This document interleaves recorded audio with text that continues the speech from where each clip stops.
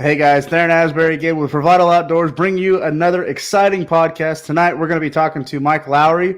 No, not the Mike Lowry that was featured in Bad Boys 1 and 2. This is Mike Lowry that finished third place last year at the Guntersville Choo Choo BFL event.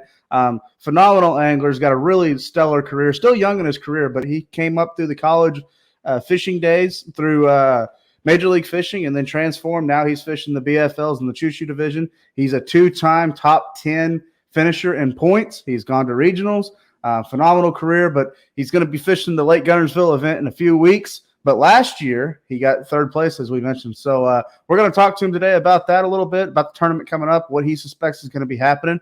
But real quick, if you're really liking these podcasts, the content that Revital Outdoors is producing, go ahead and make sure you hit that subscribe button, like this video, and get notified when all of our future podcasts are going to be launching. So, and then also, before we bring in Mike, I do have to mention, if you're an aspiring tournament angler out there, big or small, no matter how long you've been tournament fishing, if you're interested in CBD products for anglers and hunters, the best CBD products in the outdoor industry, make sure you check out our website, revitaloutdoors.com. We have a full line of premium CBD products that are THC-free, made right here in the United States, and designed just for the outdoor enthusiast. But also, we have a very exciting Pro Staff program. So go ahead and hit that Pro Staff tab. Hit the link where it says Join Pro Staff. Fill out the application. We accept all applications that we will look into for future partners in our Pro Staff program. It's a great and exciting program that I think all anglers should take advantage of. So, that being said, we don't want to take away too much of time from Mike. So, without further ado, we're going to bring him in, Mike Lowry. How you doing this evening, buddy? Hey, good. How you doing, Theron? Doing good, doing good. So, you're from Tennessee, correct? Yes, sir. Yeah, well, I moved here about almost 3 years ago now. I'm actually from Northern Illinois, Chicago, Illinois. Okay. Good deal. So, how long you been bass fishing? Oh, man, I've been, bass fishing, gosh, I don't know, probably since my very first tournament was when I was 14, but I've probably had a fishing pole in my hand since I could walk. We go on camping trips up in Wisconsin, and we used to fish in all the lakes that were up around there, and been fishing forever. But very first tournament was when I was 14. Very first tournament I ever fished, I won. So since then, I've definitely stuck to it. Hey, you can't argue with that. No, you can't beat that. Not at all. So, well, last year you fished the BFLs. I think you went on to the regional last year in 2021. But the first tournament right out of the gate, man, you got a top 5, third place finish, Lake Guntersville. Walk us through what happened there. Is Lake Guntersville one of your favorite lakes? Seems like you have a lot of success on that lake. Yeah, man, I like Lake Guntersville. I've only been fishing it for the past couple of years. Very first tournament I ever fished on it was the BFL the year before. But man, it's a cool lake. It kind of sets up a lot like lakes back up at home in Illinois and mostly Wisconsin. Just deeper, clear grass lakes. I like fishing. I feel at home when I'm fishing around the grass, and Guntersville is chock full of grass. There's grass everywhere. There's probably a little too much in some places, but man, anytime there's grass, it's just, I enjoy fishing around it. It's a good time. So, okay, so very comfortable on grass. Is that how you, without giving too much away, because I know you got a tournament coming up, is that how you caught your fish? Did you find the right patch or the right patch for maybe the right area in practice? I suspect you caught your fish relating to the grass. Yeah, I mean, on Guntersville, it's kind of hard to get away from the grass unless you go pretty deep. But yeah, I was fishing grass. I'm sure majority of the field does too, either grass or bridges. That's about all you can do on Guntersville. But yeah, I was just fishing grass, and really it wasn't just one spot. I fished several different areas and picked a good one off here, picked a good one off there, and actually in the last like probably 10 minutes of the tournament, I caught about a 5.5 pounder. So that helps too. Definitely. So that last kicker fish in the day. So again, without giving too much away, what was kind of your setup? Were you fishing fast, fishing slow, finesse presentations, or after that reaction bite, what were you kind of keying in on? Yeah, I'd say I was fishing fast, man. It's tough for me to slow down that time of year, especially when it's so cold. And I've fished the Tennessee River for quite a while. Was fishing Kentucky Lake for the past 5 years, and now I've moved out here a little further east, and those fish, man, they on the Tennessee River, I don't think they get cold, so they're always moving around chasing bait. I was fishing pretty fast, ripping reaction baits through the grass, trap, chatterbait, spinnerbait, all those moving baits. I think I caught a fish on each one of those. Okay. Okay. Cool. So you were relating to the shad. Is that kind of what you like to do on Guntersville this time of year? I mean, do you try to go after the staging fish, or do you think that's not even a factor, or do you just focus in on the grass and then you finally find that right, stretch or patch?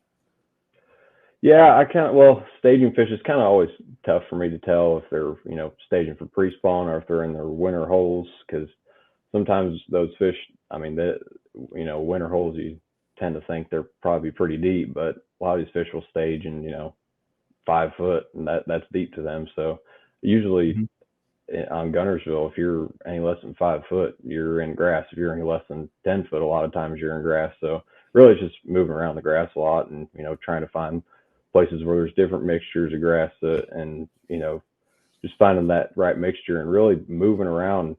I mean, I hit a ton of different spots before I found groups of fish, but you move around a bunch and eventually you'll catch one. And usually where there's one, there's going to be quite a few more on Guntersville. That's the way it seemed to be. Okay. Okay. That was going to be my very next question. Are you a run and gun guy, or do you like to find one spot and just camp there all day? But sounds like you're an angler that likes to run and gun, which, we really didn't see Hank Cherry run and gun a whole lot in 2020 when he won the Classic there, or even Randy Howell in 2014 when he won the Bassmaster Classic. They kind of just stayed in one area. They caught the majority of their fish, moved off to a different area, upgraded a little bit before the end of the tournament. But for the most part, the rest of the field, they're running and gunning. I mean, they're just burning the gas out of those tanks. Yeah, I definitely say I do run and gun quite a bit, but I'm not scared to slow down either and, really pick apart a place. That's basically all I did. I fished probably 3 or 4 different spots, and I stumbled upon one where I caught one, caught another, and then ended up catching, I probably caught 30 fish total last year in that BFL. Wow. And I probably caught 15 off of one spot. So you can, once you I've noticed on Guntersville, if you find one or a group of fish, you can catch quite a few making that same cast to the same spot, just fishing around the area, picking it apart. So, I mean, if you find some, it's definitely worth spending some time in that area. So you do want to run and gun a bit and kind of test out different waters, but if there's fish in the area, there's no point in leaving fish that you already found. That's the truth. That's the truth. I've always wondered why some anglers decide to leave biting fish. Yeah, especially in one-day tournaments, you don't need to be doing that. No, it's a mystery. So, okay, I gotta ask because it's notorious on Lake Guntersville. Is Alabama rig something that you play with? You don't worry about it at all? Is it something that you figure is going to be a factor in the next couple of weeks at the first Choo Choo BFL event, or where do you stand with it? People are going to catch fish on Alabama rig. There's no doubt. But man, I honestly hate throwing it, but I know it catches giants, so I will throw it, and it catches a ton of fish, and it's just a good bait. I mean, you can't tell me you put Alabama rig in the water and put it up next to the boat and don't say fish probably won't eat that. They're going to eat that thing. So and yeah, I throw it, but really no, it didn't really play for me last year at all. But I know I'm guaranteed there was somebody else in the top 5 that was throwing them, catch them on Alabama rig, because you get that thing around the bridges, that's a killer. Yeah, the bridges in Alabama rig and Lake Guntersville, they kind of go hand in hand with one another. Yeah, it's got a lot of nostalgia almost. Almost 10 years ago, Paul Elias won that tournament, that FLW Open. So we've had a long-standing run. When it first came out, it was kind of known as the miracle bait. Now it's kind of like that bait that everybody's always got on the deck of the boat just to keep them honest. Yep, that is very true.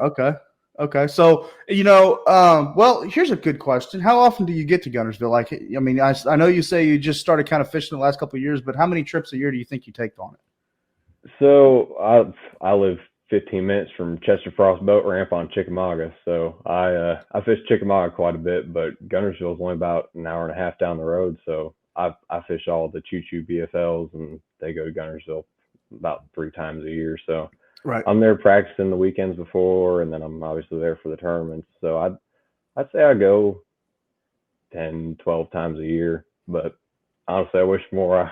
I love Guntersville, man. It's a fun lake. I think I like it better It than is. Chickamauga, but it's probably better I stay away from that because it's a little too tempting sometimes. Right, right. Probably the most nostalgic tournament lake for bass fishing in the entire Sure is. country. Yeah, It sure absolutely. is. Absolutely. So, okay, well, fishing last year, I don't know if you've been on the water this year, but how do you figure last year's results and the way the anglers caught them, how you caught them? You think that's going to be the same this year? Same kind of pattern, same water temperature? Like, what do you figure?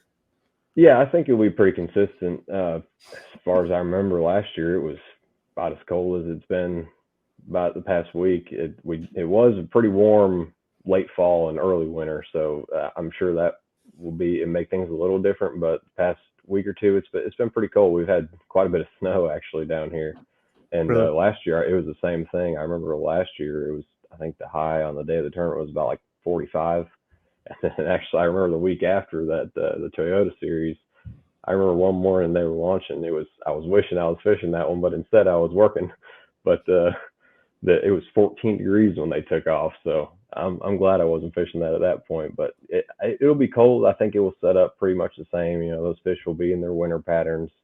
Not sure if they'll be quite pre-spawn yet, but maybe. I mean, I'm not sure. I never fished Guntersville during the spawn, so it's possible they're pre-spawn, but I think they all just kind of group up together whenever it starts to get really cold. So water temperatures are dropping, so I think that they'll be grouping up good. So Right, it right. should set So, up well. okay, okay. Well, you mentioned a lot about fishing grass, and I'm right there with you, man. I love fishing that grass. Well, I think it's just a great overall holding pattern for wintertime fish. Are you going to fish the bridges at all just to keep them honest, or Yeah, for sure. I mean, I got a couple bridges in mind that I know we're gonna get a couple casts on them by me. That's for sure. So yeah, will you I'll be be. alone? Oh no.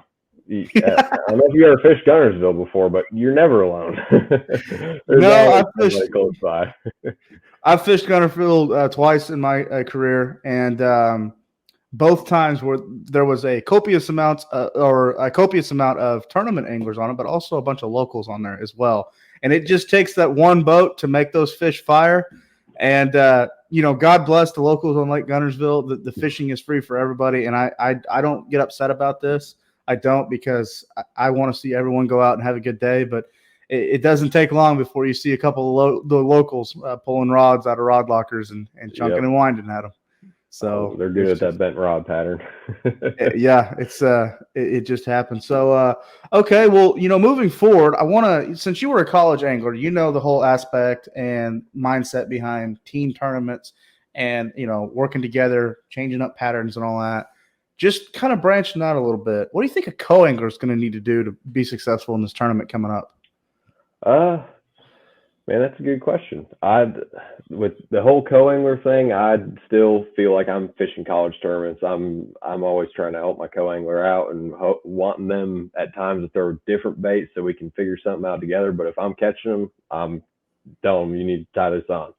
And for us last year, I mean, my co-angler was throwing the same exact things I was, and he was catching some fish too. So I think really, fishing faster and just ripping some baits through the grass. And even, I mean, for a co-angler though, slowing down can never really hurt, especially when the guy in front of you is fishing fast, and if he's not catching them, maybe that's their sign they need to be slowing down if they're fishing too fast. So really, I think that they can read their boater just as well as their boater should be reading the co-angler.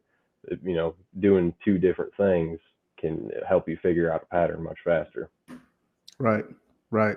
So, and that works, vice versa. I know, Mike, you're an angler in the front of the boat. You're after your fish. You want to have your tournament. But for all the boaters and co-anglers out there watching this, go out there with a positive attitude. Make it a team tournament. Make it a positive day on the water. If a co-angler's struggling, he gets that 5, but you're a co-angler that's helped him net his fish. You haven't really complained about boat position and all that, and you let him. My suggestion to the co-anglers: let them catch their fish. And if you haven't said anything, if you've been very gracious, fist bumped them if they caught a good one, netted their fish, that boater is probably going to help you out by the end of the day. Yeah. Oh yeah, for You sure. know? I've never had a problem with any of my co-anglers, and we all get along. We all have a great time, and I've never had a co-angler and actually had a bad time. We always have a good time out in the boat, and we usually always catch fish, so it's always a good time. That's the way. When you're That's out the way it's there, supposed to might as be. well be in a good mood. Absolutely. And also, one other thing I'll tell co-anglers, and I know this is kind of on the fence. It's a hidden rule. I've fished many tournaments as a co-angler, and I'm speaking to the co-anglers out there. And Mike, I hope you'll appreciate this. I've never given gas money. Never have. I will buy that man's dinner at night. So when I hand him $40, $50 at the end of the night, it's like, hey, man, had a great day. Let's keep each other's numbers. Let's stay in contact with one another. Let's stay friends. Go buy yourself dinner tonight. Nice. That's just kind of the way I approach it. And I was actually mentored and taught that from Matt Airy, who fished the FLW Tour for years. Mm-hmm. He won the Forest Wood Cup as a co-angler in 2010.